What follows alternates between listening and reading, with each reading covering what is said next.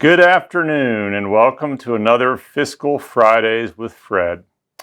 You've probably heard the term waste, fraud, and abuse referring to federal programs often. Well, I want to talk to you today about a specific federal program that really speaks to all of those things, and it has a nexus to Idaho. It's Senate Bill 1210.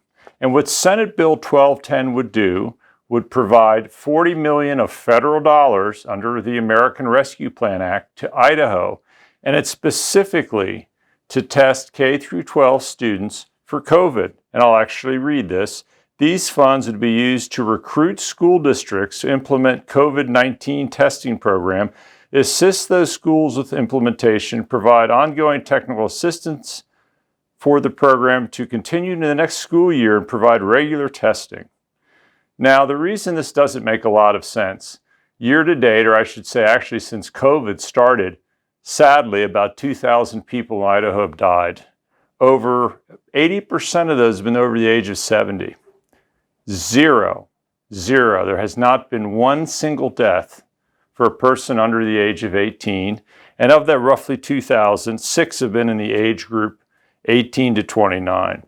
So COVID is something that affects older people, particularly the elderly. So there hasn't been a single death for someone under the age of 18, and where COVID is winding down, and yet the federal government wants us to spend $40 million to test grade school and high school students. It doesn't make any sense.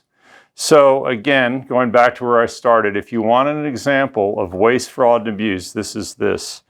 The $40 million, how does that work?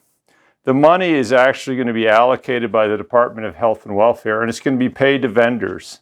So here, vendors, testers in Idaho would be paid this money to test a population for which there have been 0 fatalities.